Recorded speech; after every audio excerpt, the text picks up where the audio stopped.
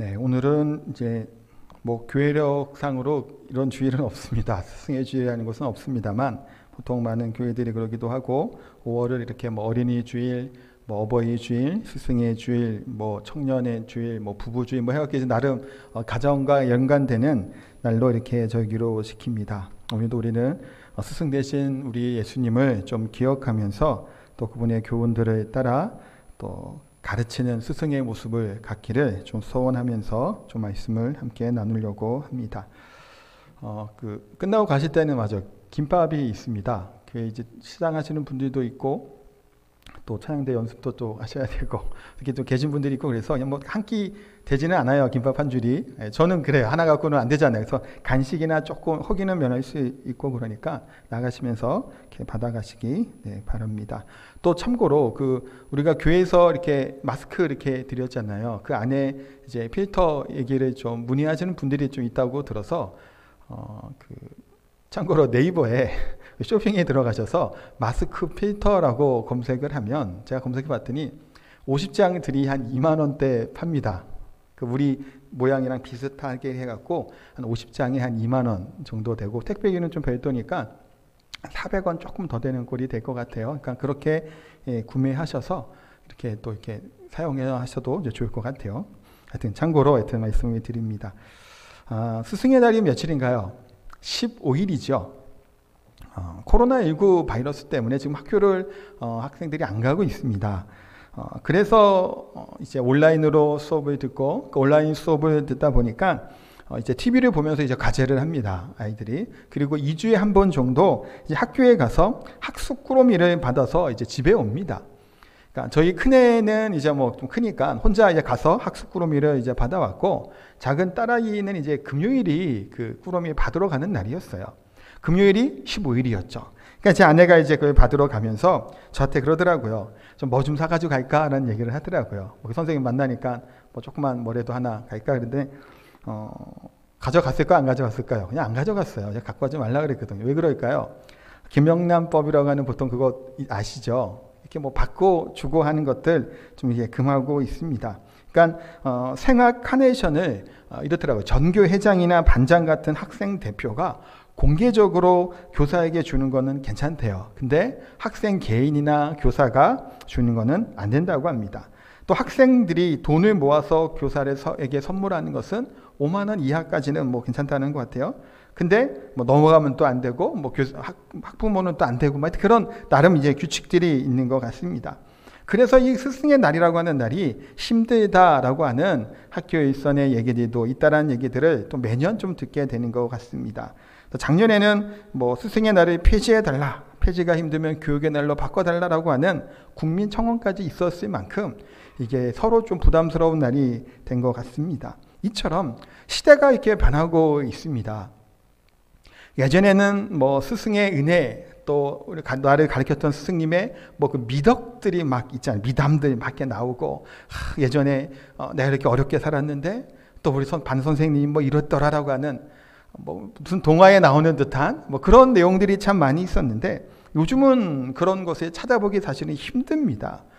교권이 모르졌다는 얘기도 참 많이 합니다. 아이들이 오히려 막 선생님들에게 막 대들고 반항하는 경우도 너무 많죠. 한때는 뭐 했나요? 카메라 찍어요 막 하면서 선생님한테 막 그랬던 얘기 들어보셨죠? 그게 사실은 지금 이제 현실이다라는 얘기를 생각해 보게 됩니다. 스승이 존경받는 시대를 우리가 살았던 적이 있었으나 그러나 지금은 별로 이제 그렇지 못한 것을 보게 됩니다. 어버이 주일 때도 말씀드린 것처럼 핵가족이 되어가고 있고 또 정의나 뭐 그런 것들 나름 있었던 시대에서 점점 개인주의적인 성향으로 좀 바뀌어지고 있는 것을 보게 됩니다. 마찬가지로 스승의 은혜를 이야기하는 것 이제는 뭐 그 얘기를 거의 하지 않지요. 감사하는 마음도 사실은 갖지 못하는 구시대의 이야기 정도로 남게 된 것이 스승의 은혜라는 생각을 해보게 됩니다.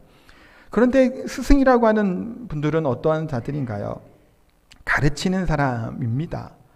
또 가르치는 것이 지식적인만 의미하는 것은 분명히 아닐 거예요.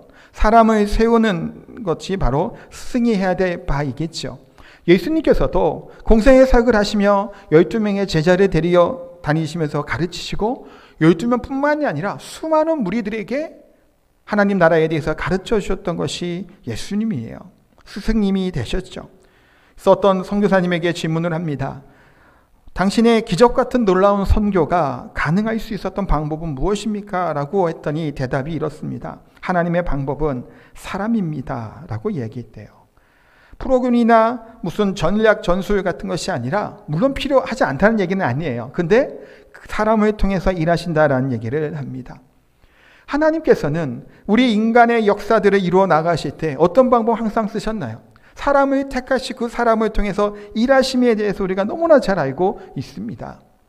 교회의 부흥이 일어났던 그 당시에 부흥의 주역이 됐다고 얘기할까요? 그런 사람들이 곳곳에 있었죠. 그런 하나님께서 합당하고 하나님이 기뻐하는 사람을 통해서 하나님은 놀라운 일들을 이루어 가신다라는 겁니다. 만약에 하나님이 이 자리에서 하늘로부터 소리가 들려요. 음성이 막 들리면 간단하겠죠. 제가 아무리 여기 소리쳐 봐야 그 소용없어요. 그거보다 하나님이 음성이 하늘로부터 들리면 그것보다 정확하지는 않을 겁니다. 그런데 하나님은 어떠신가요? 부족한 저와 같은 사람들을 통해서, 우리와 같은 사람을 통해서 하나님은 일하시는 거예요. 인류 역사의 모든 선교적인 역사를 봐도 하나님은 그와 같은, 아까 영상에 봤던 무디와 같은 사람, 그 한 사람 연약했던 이 사람을 통해 놀라운 부흥의 역사를 미국 전역 가운데 일으켰던 사람이라는 겁니다. 웨슬리 같은 사람을 통해 또 그 지역의 부흥을 일으키셨죠. 루터나 칼빈 같은 사람을 통해 하나님은 종교개혁을 이루어 나가시는 것을 보게 됩니다. 위기의 때마다, 어려울 때마다 하나님은 하나님의 사람, 하나님이 기뻐하시는 사람을 통해서 놀라운 일들을 이루어 가심을 우리가 보게 됩니다. 스승의 주일, 스승의 날, 무엇던 우리는 사람들인가요? 물론 이 자리에 나와 계신 분들은 대체로 제자의 입장보다는 스승의 입장에 쓸 만한 연배를 가지고 있는 분들이 참 많이 있습니다. 사람을 세우는 사람들이죠. 그래서 이런 말들이 참 많더라고요. 이렇게 찾다 보니까. 인생의 중요한 만남 3가지가 있다라고 이야기를 합니다. 첫 번째는 부모님과의 만남, 두 번째는 배우자와의 만남, 세 번째는 스승과의 만남이라고 해요. 그리고 좀 중복은 되지만 스승이 3분이 있다고 또 해요. 인생의 스승은 첫 번째는 부모님이다. 두 번째는 지식적인 것들을 가르쳐주는 학교 선생님, 또 뭐 앞으로 진로나 비전을 주시는 선생님이 되겠죠. 세 번째는 교회 선생님이다라고 이야기를 합니다. 이제 교회 선생님으로 하는 그 대상이 유치부 선생님, 유초동부 선생님, 학생부 선생님만을 이야기하는 것은 아니에요. 물론 그분들을 포함하는 겁니다. 먼저 믿은 우리 믿음의 어른들, 교회의 어른들과 교사들이 바로 영적인 스승이다라는 겁니다. 2차 대전 중에 있었던 일이라고 합니다. 한 어린 영국 군인이 적군의 총에 맞아 죽어가고 있었습니다. 군목이 그 군인의 손에 그 기도를 하고 유언을 물었습니다. 그랬더니 이 어린 군인이 이렇게 유언을 남겼습니다. 제 어머니에게 전해 주십시오. 아들은 고통 없이 기쁘게 죽었다고요. 이렇게 짤막하게 유언을 남깁니다. 잠시 후 어린 군인은 무엇인가가 떠오르 생각나듯이 숨을 헐떡이면서 한 번 더 이야기를 합니다. 목사님, 한 가지 부탁이 더 있습니다. 제가 다니던 교회 학교 선생님께 이 말을 꼭 전해 주십시오. 선생님이 가르침을 잊지 않았다고, 그리스도인으로 편안하게 눈을 감게 해주신 선생님께 감사하다고 전해주세요. 그리고 이 어린 군인은 죽습니다. 군목은 어린 군인의 유언에 따라 교회 학교 선생님을 찾아가서 이 군인이 얘기했던 마지막 유언을 들려줍니다. 이야기를 들었던 여선생님은 말없이 한참 동안 흐느껴 오시는 거예요. 그러면서 이렇게 대답을 합니다. 저는 지금 교회 학교 교사가 아닙니다. 교회 학교 교사라고 하는 직분이 대단치 않게 생각돼 그만두었습니다. 그러나 제자의 유언을 들으며 결심했어요. 다음 주에부터 다시 교회 학교 교사로 봉사하겠습니다. 라고 얘기했다는 거예요. 우리는 때로는 종종 자신에 맡겨진 이 일들이 얼마나 가치 있고 소중한지를 깨닫지 못하는 경우가 참 많다라는 겁니다. 우리들의 작은 한마디 한마디가 이 사람의 인생을 바꿔놓을 수 있음을 우리가 깨달아 알아야 됩니다. 수천 년 동안 이어내려온 이 복음, 하나님의 말씀이 지금도 동일하게 전해져야 되고 전파되어야 되고 전수되어야 될 줄 믿습니다. 이런 소중한 사명자들을 통해서 다음 세대들이 세워지는 것이고, 또한 우리들의 말 한마디 한마디, 우리들의 행동하는 그 모습 하나하나가 어떨까요? 우리가 의식했던 의식하지 않았던 간에 분명한 것은 교회의 선생님들과 어른들의 모습들은 우리의 자녀들과 후손들에게 영향을 분명히 끼친다라는 겁니다. 지금 이 죽어갔던 이 어린 그 군인의 그런 모습들, 그 선생님의 말씀을 기억하고 이 복음을 들고 깨달았기에 죽는 순간에 평안하게 죽을 수 있으니 죽는 순간에 감사하다는 얘기를 전해달라고까지 이야기를 하는 겁니다. 우리 또한 믿음의 선배로서 먼저 믿은 자들로서 어떻게 우리의 후손들을, 우리의 자녀들을 양육해야 될지 오늘 말씀을 통해서 몇 가지 좀 살펴보려고 합니다. 첫 번째는 이겁니다. 부모의 마음으로 가르쳐야 된다는 거예요. 18절에 보면 아들 디모데야라고 말씀을 시작을 합니다. 바울은 디모데를 향해서 이 아들이라는 표현을 성경에 좀 자주 쓰죠. 곳곳에 나오게 됩니다. 1장 2절에도 믿음 안에서 참 아들이 된 디모데에게라고 이제 아들이라는 표현을 씁니다. 물론 디모데 외 디도에게도 사실 그런 표현을 써요. 그렇다고 디모데하고 바울이 어떤 관계인가요? 뭐 혈연적으로 묶여있는 관계가 아니잖아요. 영적으로 스승과 제자였고 뿐만 아니라 단순히 스승에 머물러 있던 것이 아니라 아버지와 같은 마음으로 디모데를 대했고 그를 가르쳤던 것이 누군가요? 바울이에요. 그럼 바울이 가르쳤던 것은 무엇일까요? 바울이 가지고 있었던 사상들을 그에게 가르쳤을까요? 아니죠. 본인의 철학적인 것들을 가르친 것이 아닙니다. 하나님의 말씀을 그에게 가르침을 우리가 보게 됩니다. 그런데 그 중요한 것은 뭘까요? 가르치는 내용도 중요하겠지만 먼저 우리 가져야 될 것은 사랑이라는 겁니다. 학교 교육이든 가정 교육이든 가장 중요한 것은 뭔가요? 사랑이죠. 제가 어린이 주일 때 얘기했나요? 어린 시절에 기억에 남는 이 기억들, 그 기억들은 무엇인가를 대단한 것을 아버지가 어머니가 줬기 때문에 그것이 떠오르는 것이 아니라 함께하였던 사랑의 말들과 그런 스킨십이나 그런 터치들이 그런 것이 지금의 기억에 있고 그것이 행복하다라고 말씀을 드렸잖아요. 뭘까요? 대단한 것을 줘서가 아닌 사랑을 주었기 때문이다라는 것을 우리가 보게 됩니다. 한 이야기를 더 들려드리도록 하겠습니다. 오늘은 좀 이렇게 예하나 이야기를 좀 많아요. 이해해 주시기 바랍니다. 1882년 뉴욕의 한 가정에서 한 아이가 태어났습니다. 이 아이는 어릴 때부터 소아마비를 앓아서 다리를 절었고 시력도 굉장히 나빴다고 합니다. 뿐만 아니라 천식까지 있어서 촛불을 하고 끄는 것도 힘들 만큼 조금 호흡 곤란을 가지고 있었다고 해요. 그렇게 이제 근근히 이제 생명이 이어갔던 겁니다. 그러다가 11세가 되던 해에 아버지가 아이에게 이런 말을 해줍니다. 아들아, 내가 가진 장애는 장애가 아니란다. 내가 만약 전능하신 하나님을 참으로 신뢰하고 믿는다면, 그리고 하나님의 도우심이 너와 함께 한다면 오히려 너의 장애 때문에 모든 사람이 너를 주목하는 능력 있는 삶을 살 수 있단다 라고 권면을 합니다. 이 장애를 가진 이 아이를 둔 이 아버지의 심정이 어땠을까요? 얼마나 괴로웠을까요? 또한 이 장애를 가진 아이는 낙담을 했겠죠. 절망 속에 살아갈 수밖에 없음을 우리가 알게 됩니다.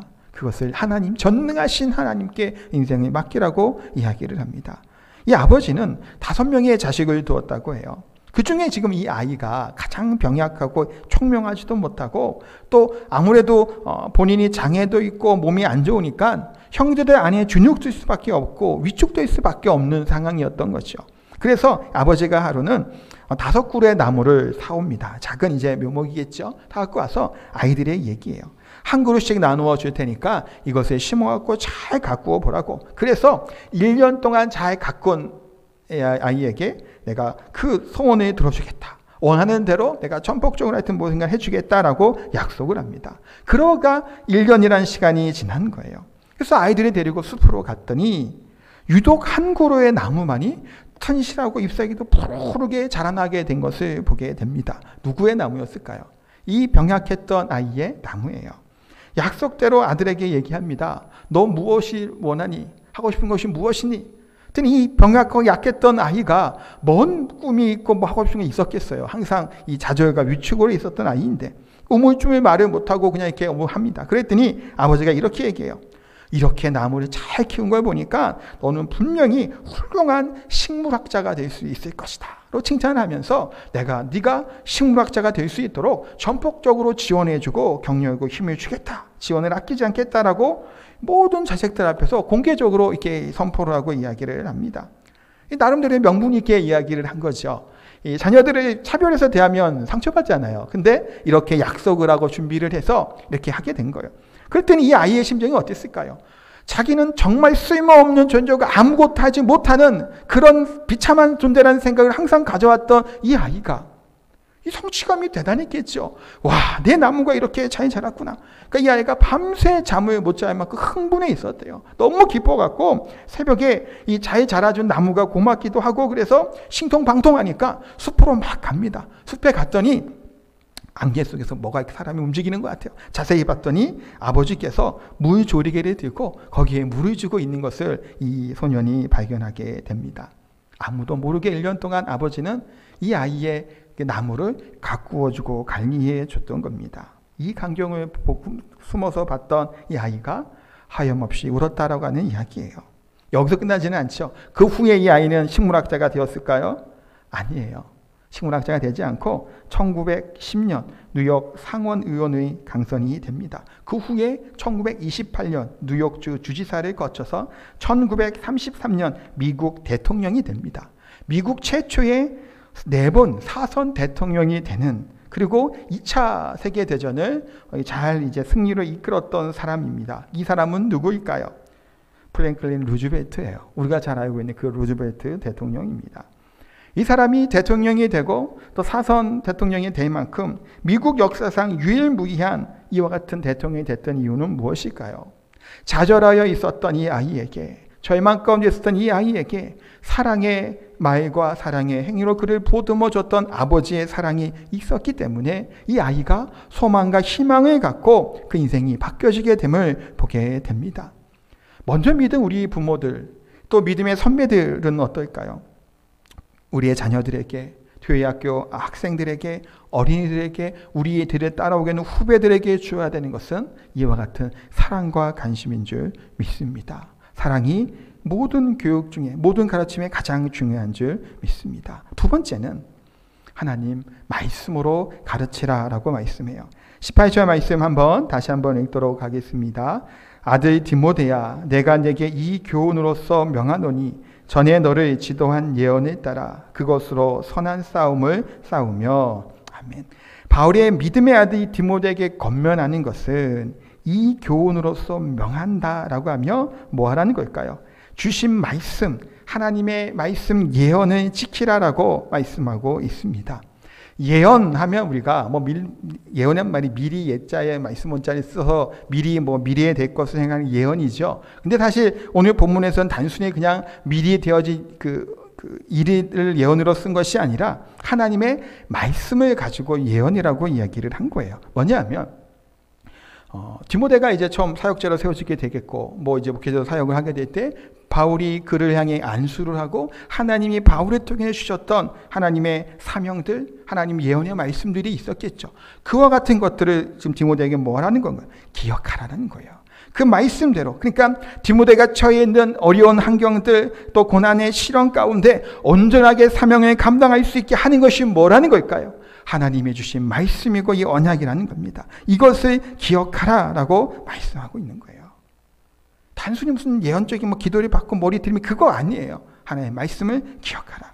바울은 지금 디모데를 격려하며 목회자로서 온전하게 사역하기 위해서 제시하는 것이 예언의 말씀이에요. 하나님 말씀인데 디모데후서 3장 16, 17절에 또 이렇게 말씀하고 있죠. 같이 읽겠습니다. 모든 성경은 하나님의 감동으로 된 것으로 교훈과 책망과 바르게 함과 의로 교육하기 유익하니 이는 하나님의 사람으로 온전하게 하며 모든 선한 일을 행한 능력을 갖추게 하려 함이라. 아멘. 하나님의 말씀은 어떠한 능력이 있다고 성경은 말씀하나요? 온전케 하는 능력이 있다라고 말씀을 합니다. 온전한 사람으로 목회를 하고 온전한 사람으로 신앙의 삶을 살 수 있게 하는 것이 무엇이냐 하면 하나님의 말씀이라고 분명하게 말씀을 합니다. 그러니 디모데에게 뭘 얘기하는 건가요? 하나의 말씀대로 하나님의 말씀 안에서 선한 싸움을 싸울 것을 말씀하는 거예요. 예언에 따라 그것으로 선한 싸움을 싸우라라고 말씀을 해요. 바울은 지식이 충만했던 사람이죠. 헬라 철학에도 능통했던 사람입니다. 그런 그가 디모데에게 전수해 준 것은 아까도 말씀드렸잖아요. 뭔가요? 복음이에요. 말씀으로 내가 너를 낳았다라고 얘기하는 것은, 복음으로 내가 너를 낳았다고 얘기하는 이유가 뭘까요? 그냥 복음으로 내가 너를 전도했으니까 너는 영적으로 내 아들이라는 얘기가 아니에요, 단순히. 물론 그게 틀리다는 얘기는 아닙니다만, 복음으로 하나님의 말씀으로 그를 잉태하고 자라기까지 하나님의 말씀 안에 디모데를 가르친 거예요. 그러니 복음으로 내가 너를 낳았다라는 겁니다. 바울은 그런 지적인 것들을 그에게 가르치지 않습니다. 오히려 바울은 뭔가요? 배설물로 여기에 말하게 여겨져. 바울에게 가르쳐준, 바울이 디모데에게 전수한 것, 전한 것은 생명의 말씀을, 살아있는 말씀을 그에게 가르친 것을 보게 됩니다. 사랑하는 성도 여러분, 요즘 같은 코로나19 이 시기에 우리들에게, 우리 자녀들에게 가장 중요한 것은 뭘까요? 한편으로는 안전이다라는 생각도 합니다. 좀 편안한 것들. 왜 저희 어린 학생들이 공무원이 되고 싶다는 얘기가 많았을까요? 그 한때 막 1위가 교사, 공무원이었어요. 안정적인 그런 삶을 생각을 하는 겁니다. 또 코로나가 아니어도 얼마나 이 시국이 사실은 어수선하고 요즘 세상이 위험하고 불안한지 모릅니다. 그래서 우리 큰애에게도 자, 내가 태권도를 좀 했는데 태권도 말고 특공무술을 좀 배우기를 좀 계속 강권을 해요. 태권도는 이렇게 호신에 좀 그렇게 안 좋은 것 같아서 또 특공무술 한번 가르쳐 볼까 해서 생각도 해요. 왜 그럴까요? 이 지금 무서운 시대를 살아가고 있다는 것을 보게 됩니다. 불안하죠. 이때 잠언 14장 26절에 이렇게 말씀을 합니다. 또 같이 한번 읽도록 하겠습니다. 여호와를 경외하는 자에게는 견고한 의뢰가 있나니 그 자녀들에게 피난처가 있으리라. 아멘. 여기에 조금 어려운 단어, 무슨 말인가? 라고 싶은 단어가 하나 나올 겁니다. 견고한 의뢰라고 하는 말인데 이게 무슨 뜻인가 하면 강하고 확실한 안전이라고 하는 말의 뜻이에요. 강하고 확실한 안전. 그러니까 우리의 인생을 가운데 강하고 확실하게 우리 지켜주고 안전하게 하실 것이 뭐라는 걸까요? 여호와를 경외하는 것, 여호와를 경외하는 것이 지식의 근본이고, 지식의 근본은 하나님을 경외하는 것이죠. 그러니까 명철의 끝은 하나님을 경외하는 것, 하나님을 신뢰하는, 그럼 이게 뭘까요? 하나님 말씀 안에 거하는 것을 뜻하는 겁니다. 우리의 인생을 돌아보면 어떤가요? 때로는 우리 인생도 강야와 같은 인생이죠. 때로는 우리의 인생이 폭풍과 같은 삶을 살 때도 있습니다. 때로는 우리의 인생은 캄캄한 어둠 길을 걸어가는 그런 인생길을 살아가고 있는지도 모릅니다. 우리 자녀들의 인생은 어떨까요? 마찬가지겠죠. 한 치 앞도 모릅니다. 그것이 인생입니다. 그런 우리의 자녀들에게 무엇을 가르쳐야 될까요? 무엇을 보고 살아가라고 얘기해야 될까요? 탈무드에 아주 교훈이 되는 좋은 말이 있습니다. 어리석은 사람들은 자녀들에게 재산을 남기고, 양식 있는 사람들은 자녀들에게 지식을 남기고, 지혜로운 부모들은 자녀들에게 신앙을 남긴다. 사랑하는 성도 여러분, 우리가 명심해야 될 것은 우리가 하나님을 정말 사랑한다라면, 우리의 신앙이 진실하다라면 우리의 이 하나님의 말씀인 성경을 사랑하고 가까이 하는 것이 마땅하다라는 겁니다. 세상의 지식이 아무리 많다고 해도 그것이 우리를 온전하게 이끌어주지는 못합니다. 그러나 하나님의 말씀은 우리를 이끄시는 빛이 되시죠. 시편 119편 105절에 이렇게 말씀합니다. 같이 이것도 읽겠습니다. 주의 말씀은 내 발의 등이요 내 길의 빛이니이다. 주의 말씀이 내 발의 등이 되고 내 길의 빛이라는 겁니다. 진리의 말씀만이, 하나님께서 주신 성경만이 우리들이 걸어가는 길의 길잡이가 된다고 성경은 분명히 말씀을 하죠. 성경만이, 하나님의 말씀만이 우리를 온전하게도 하고 선한 일을 행하는 자로 만들 수 있고, 우리가 걸어갈 그 길 앞에 아무것도 보이지 않는 캄캄한 밤과 같은 그때 우리를 이끄시는 빛이 되신다고 분명히 말씀하고 있습니다. 우리가 때로는 우리들의 자녀들에게 얼마나 많이 말씀을 가르치고 있는지를 돌아봐야 되겠죠. 학원에 보내고 학교에 보내며 얼마나 아이들의 교육을 위해서 애쓰고 있는지 모릅니다. 그 정성, 그 마음에 얼만큼 우리가 우리 자녀들의 신앙과 믿음을 위해서 쓰고 있는지를 우리가 돌아볼 수 있어야 됩니다. 우리가 믿는다라면 하나님을 신뢰한다고 말은 하는데 실제로 이 하나님의 말씀을 중요하게 여기지 않는다라면 그것은 어리석을 뿐입니다. 잠언 9장 10절에도 말씀을 하죠. 여호와를 경외하는 것이 지혜의 근본이요 거룩하신 자를 아는 것이 명철이니라 라고 말씀을 합니다. 하나님의 말씀을 분명히 아는 것, 또한 말씀대로 순종하며 지키는 것, 이것을 우리가 기억해야 되고 뿐만 아니겠죠. 믿음의 어른인 우리가 먼저 뭐 해야 될까요? 본을 보이는 모습을 살아가야 될 줄 압니다. 그래서 세 번째 생각할 것은 말씀에 순종함으로 살아갈 것을 말씀을 해요. 요즘 자녀들의 자녀들을 둔 이제 가정에서 미래가 사실은 조금 어둡기도 하죠. 어떻게 우리 자녀들이 자라나서 이렇게 살 수 있을까 때로는 걱정이 되기도 합니다. 맹모 삼천지교 이상으로 우리는 우리 자녀들을 위해서 시간도 쓰고 애도 쓰고 모든 중심에 관심이 다 자녀들에게 있는 것을 보게 됩니다.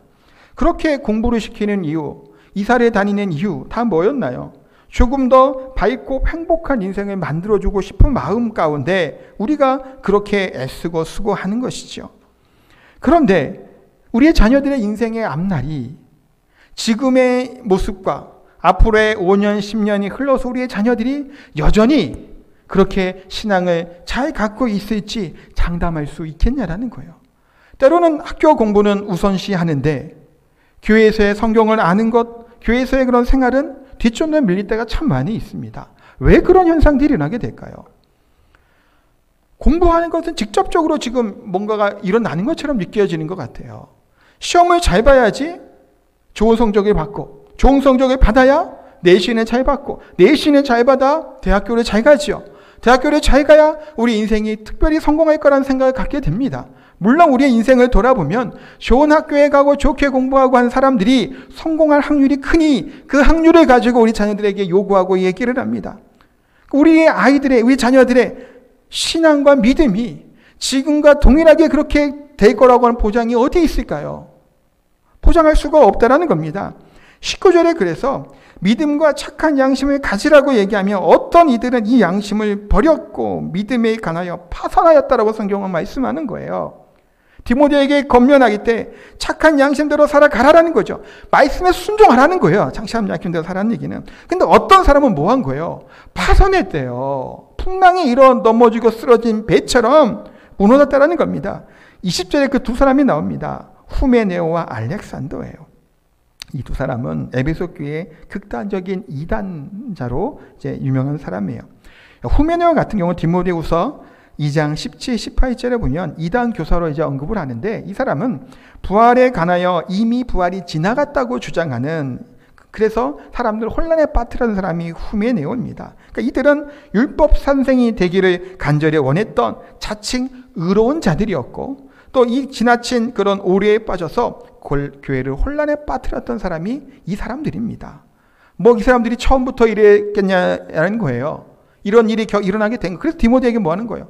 믿음에 파손하지 않기를 위해 권면을 하는 겁니다. 뭘 기억하라는 거예요? 하나님 주신 예언의 말씀을 기억하고 그렇게 믿음의 착한 양심을 가질 것을 말씀해요. 착한 양심이라고 하는 것은 하나님의 말씀 앞에 순종하는 것을 이야기하는 거예요. 우리의 선한 양심에 따라 살라라는 거죠. 하나님의 말씀에 선을 행하고자 하는, 선을 행할 뿐만이 아니라 행하고자 하는 마음을 갖는 것, 그것이 뭐냐면 착한 양심이에요. 우리가 착한 양심을 살려면 어떻게 해야 될까요? 순종하는 겁니다. 말씀대로 살아가는 거예요. 믿음의 삶을 사는 겁니다. 믿음 하면 떠오르는 사람이 누군가요? 믿음의 조상 아브라함이 떠오르실 겁니다. 아브라함은 믿음을, 자신의 순종을 어떻게 증명하나요? 아들 이삭을 하나님께 바침으로 순종의 믿음을 보여주는 것이 아브라함입니다. 어떤가요? 그 내용이 불합리하지요. 이해할 수 없는 말씀이었어요. 아니, 그렇게 오랫동안 애써서 얻은 아들을 번제로 드리라니 얼토당토는 말도 안 되는 얘기예요. 항의할 만한 말씀이었음에도 불구하고 아브라함은 어땠나요? 믿었죠. 순종했다라는 겁니다. 이것이 믿음이에요. 그런데 보세요. 제가 지금 생각하는 것은 아브라함이 아니에요. 그러면 이삭은 어떤 사람인가요? 성경은 이삭에 대해서 그렇게 길게 할애해서 설명하고 있지 않습니다. 특별한 사건이 별로 없어요. 물론 리브가를 아내가 아니다 뭐 그런 얘기 잠깐 있긴 있었습니다만은 대체로 이삭은 어떤가요? 평온한 삶을 살았어요. 순종의 사람, 온유의 사람이 누구라고 보통 얘기하나요? 이삭이라고 이야기를 합니다. 그럼 이삭은 아브라함에게 무엇을 배웠을까요? 절대적인 순종을 배운 겁니다. 믿음을 배웠어요. 언제 배웠을까요? 시각을 좀 바꿔볼게요. 모리아 산에서 아브라함이 이삭을 번제로 드리려고 했습니다. 산에 올라갑니다. 투벅투벅 가죠. 그 짐을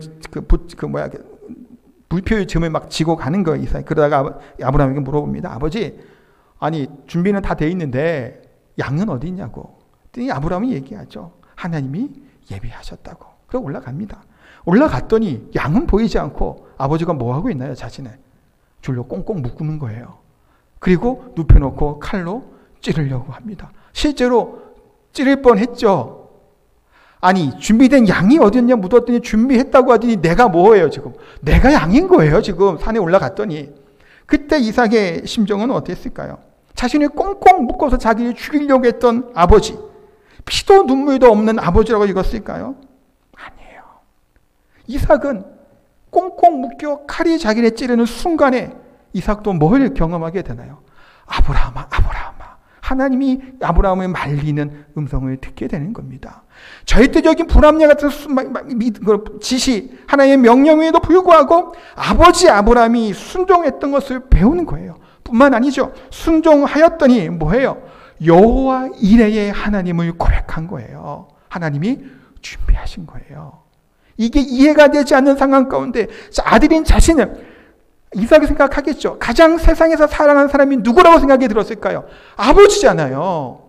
누구보다도 자기를 사랑하는 사람이 아버지예요. 그 아버지가 자신을 죽이려고 해요. 그때 이 하나님에 대한 순종을 배운 거죠. 거기 그친 것이 아니잖아요. 순종하였더니 하나님이 준비하시고 행하심을 이삭은 배운 거예요. 그러니 이삭의 인생은 뭐예요? 그 배운 대로 살아가는 거예요. 온유한 사람이죠. 우물 사건 아시잖아요. 양보하잖아요. 왜 양보할까요? 불합리하잖아요. 양보하는 것. 그럼에도 불구하고 양보를 해요. 왜? 뭘 믿었기 때문에? 하나님의 신실하심을 믿은 거예요.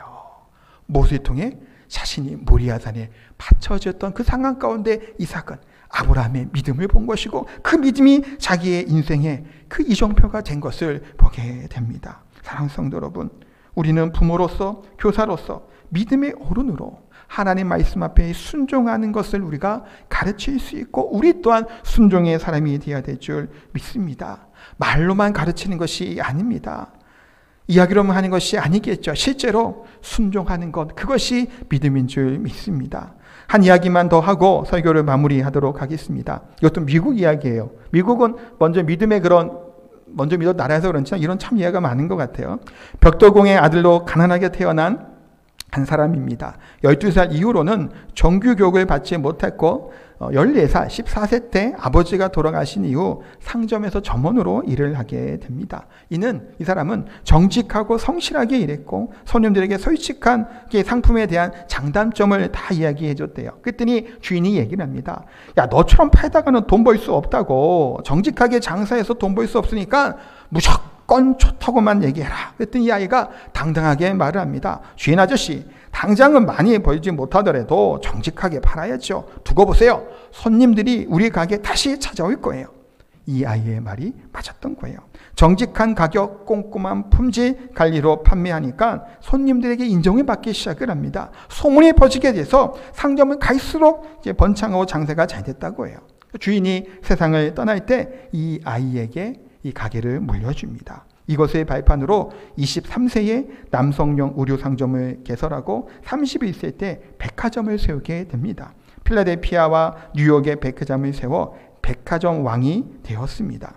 그는 또한 수많은 교회를 세웠고 YMCA 총재가 되어서 65년 동안이나 변함없이 헌신하고 세계 곳곳에 YMCA 건물을 지어주게 됩니다. 우리나라에도 민족운동과 사회운동의 큰 업적을 남긴 1903년에 시작된 한국의 항성기독교 청년회, 이것이 한국의 YMCA라고 해요. 종로 2가 해관의 벽돌도 1907년에 이 사람이 기증한 것으로 건축이 시작됐다고 합니다. 이 사람은 누구일까요? 존 워너메이커라고 하는 사람이에요. 백화점 왕으로 유명한 사람이죠. 한 기자가 이 사람에게 묻습니다. 선생님께서 지금까지 투자한 것 중에서 가장 성공적인 것은 무엇입니까? 그랬더니 단호하게 얘기를 해요. 제가 12살 때 최고의 투자를 한 적이 있죠. 그때 저는 $2 75센트를 주고 성경책 한 권을 샀습니다.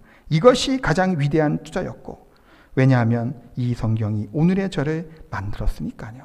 이 어린 시절에 배운 것 없고 일찍 아버지를 이어이었던 존 워너메이커는 하나님의 말씀을 읽고 꿈을 키우게 된 겁니다. 학력도 낮지요. 배운 것도 없습니다. 그러나 하나님께서 그를 기업가로 재능을 주시고 세계 최초로 백화점이라고 하는 사업 모델을 만들었던 백화점 왕으로 소유에 낮췄다는 겁니다. 그는 인생의 우선순위 분명히 했죠. 사명에 분명했던 사람입니다. 오직 그리고 예수님만 바라봤던 사람이에요. 그래서 그가 유명한 성공한 사업가가 되니까 미국의 23대 대통령 벤자민 해리슨이 그에게 최신부 장관, 예전에 정보통신부 장관, 지금 그럴까요? 그 장관에 제의를 합니다.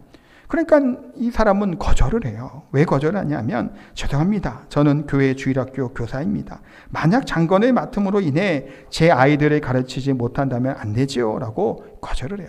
근데 대통령은 참 괜찮고 적절한 사람이니 계속해서 건면을 하는 겁니다. 그러면서 장관을 하면서도 교회 주일학교 교사직을 수행할 수 있도록 내가 해줄 테니까 같이 장관을 하자고 합니다. 그래서 이 사람은 장관을 직을 수락하게 되고 장관이 되는데, 어느 기자가 그래도 이렇게 질문합니다. 장관직이 주일학교 교사직만 못합니까? 물어본 거예요. 그랬더니 이분이 이렇게 대답합니다. 장관직은 몇 년 하다가 말 부업이지만 교회 주일학교 교사직은 제가 평생 동안 해야 할 본업입니다. 그러면서 이는 장관으로 봉사를 하면서도 자기 말대로 주일 성소를 위해 워싱턴에서 필라델피아까지 매주 4년 동안 빠짐없이 가서 주일을 지키며 아이들에게 하나님의 말씀을 가르쳤던 사람이 바로 백화점 왕이라는 워너메이커라고 하는 사람이에요. 어떤가요? 가장 가치 있는 것을 두는 것은 하나님의 말씀이었고 하나님의 약속이었죠. 사랑하는 성도 여러분, 무엇보다도 우리가 다음 세대에게 가르쳐야 되는 것, 하나님의 사람들을 세워나가는 것이 얼마나 중요한지 모릅니다. 부모의 마음으로, 부모의 사랑으로 성경을 가르치고 말씀대로 순종하기를 하나님은 원하시고 그 본이 되는 것이 바로 우리가 되어야 될 줄 믿습니다. 존 워너메이커처럼 성경의 가장 가치 있는 것으로 성경에 투자한 것이 가장 최고의 투자였다고 얘기한 것처럼 하나님의 말씀에 순종함으로 살아가는, 그래서 승리해서 믿음의 사람들을 세워나가는 저 우리 성도님 다 되시기를 예수님의 이름으로 축복하고 기도합니다.